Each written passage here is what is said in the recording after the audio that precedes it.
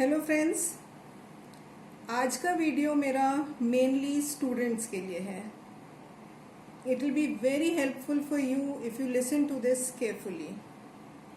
Every student, चाहे कोई बहुत अच्छा है पढ़ाई में, चाहे नहीं है, एवरेज है, जो भी है, जब एग्ज़ाम की तैयारी करते हैं तो हमेशा एक पॉइंट आता है when they feel very stressed out. बहुत ज़्यादा स्ट्रेस होता है.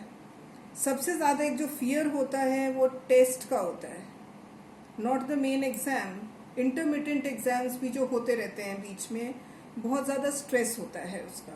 What is the reason?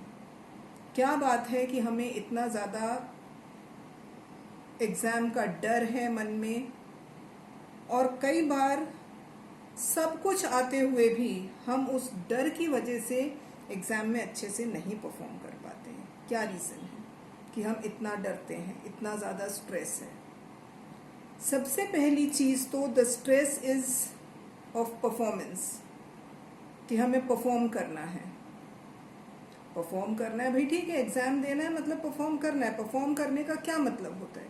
कि आपको एग्ज़ाम लिखना है to the best of your ability. You have to write the exam to the best of your ability. That is performing. That is all that you can do. Now when you are writing the exam, बहुत बार ये सुनते हैं हम बच्चों से, हम बहुत nervous हो गए थे, and in the nervousness they commit so many mistakes, so many silly mistakes. This I will be taking up in some other video of mine. But डर की वजह से एग्ज़ाम में बहुत ज़्यादा गलतियाँ होती हैं. तो ये डर क्यों है, ये स्ट्रेस क्यों है? Nowadays we hear this word so much, stress. I am just focusing on the stress related to your exam, the tests. तो सबसे पहली चीज़, ये स्ट्रेस इसलिए होता है कई बार क्योंकि हमारी तैयारी प्रॉपर नहीं है. We have not prepared properly. So the first and the foremost thing is, whatever exam you are writing, whether it is a class test, whether it is a weekly test, whether it is test at your coaching center, whatever it is, of a test series of national level, whatever it is, you have to be prepared. आपको तैयारी करनी है. बोलो ये तो करनी है, तैयारी कर लेंगे तो फिर डर ही नहीं होगा.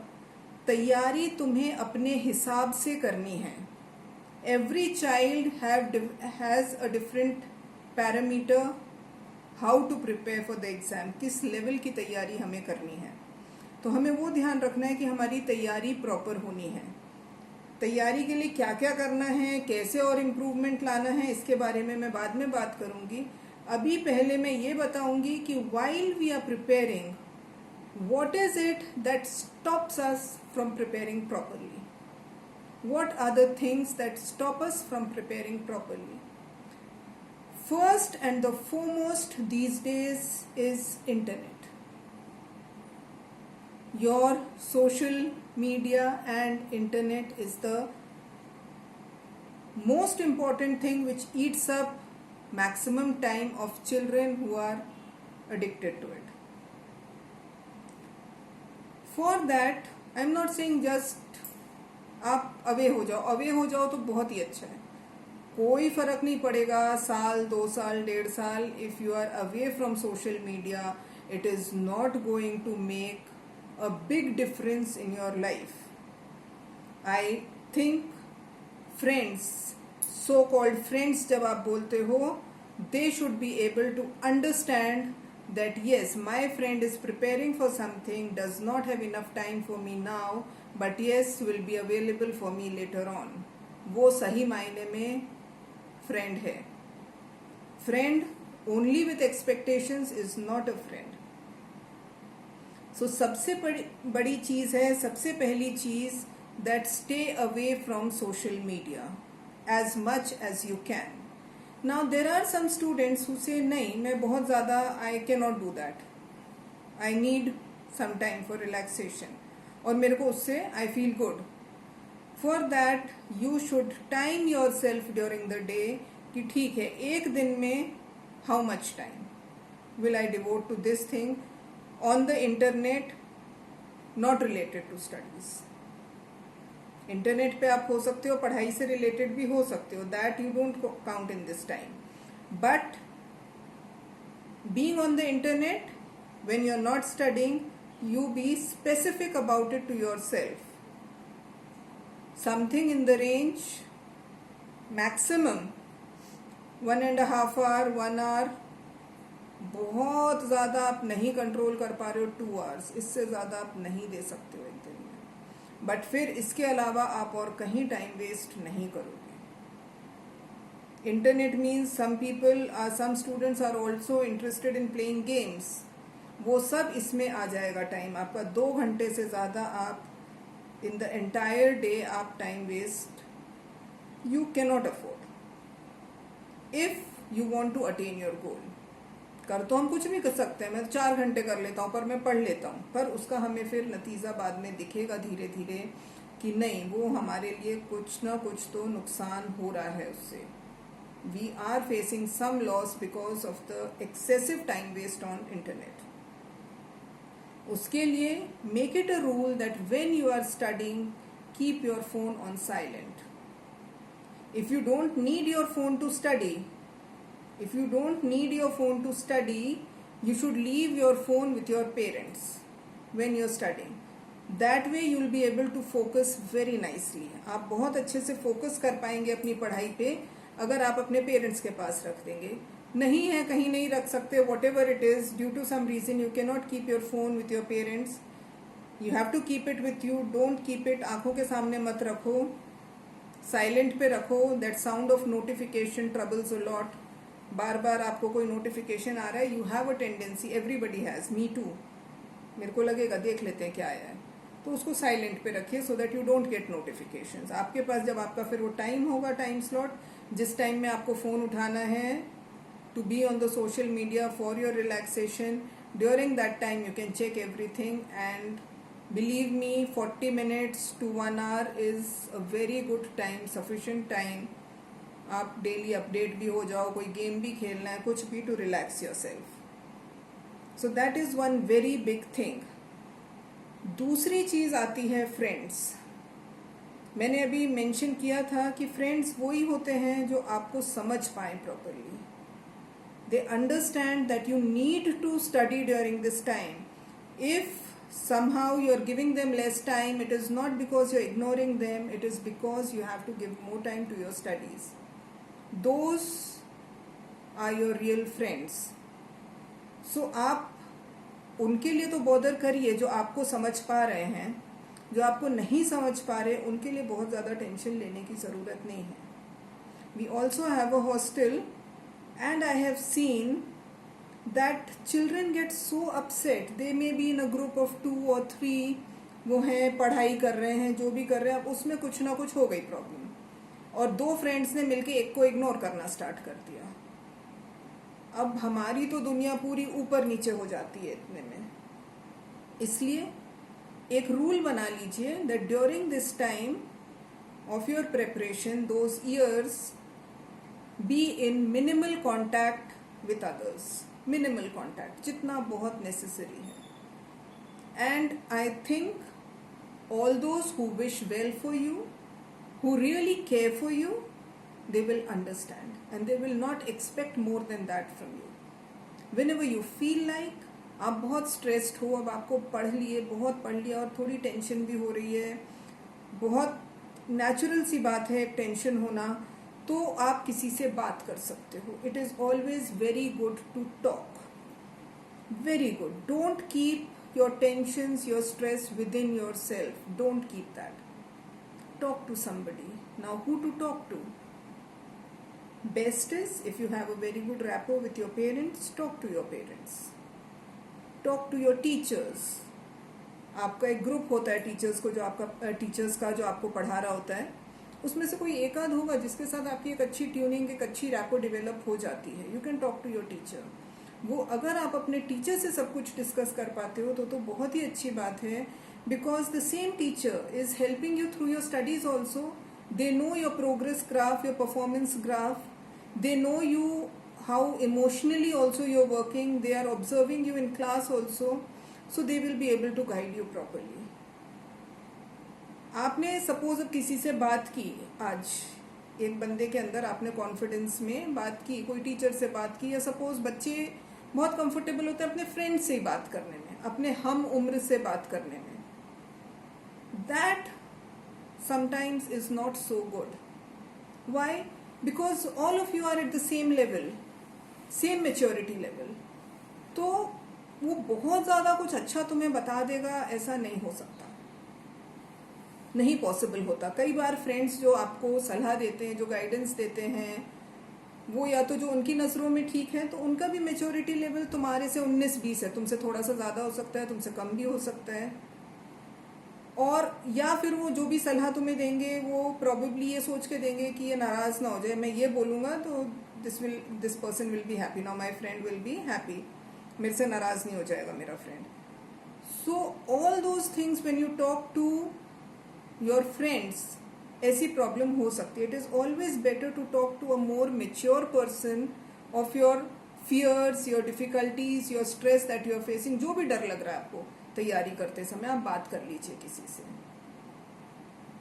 उसमें आपको काफ़ी कुछ चीज़ें एक सही पर्सपेक्टिव में दिखने लगती हैं, आपको ये समझ आने लगता है कि नहीं, मैं इतना ज़्यादा डरने की ज़रूरत नहीं है. थोड़ा बहुत डर तो everybody feels when they have to face an exam. Everybody, whatever the age में be, whatever level the person में be at, when they have to face an exam, कुछ ना कुछ डर तो अंदर लगता ही है.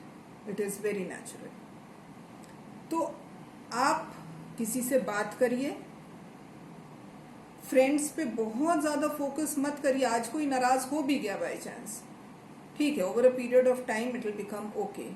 Once you are through with your papers, if the person matters to you so much, you can talk it out, communicate, और आप चीज़ें फिर से ठीक कर सकते हो.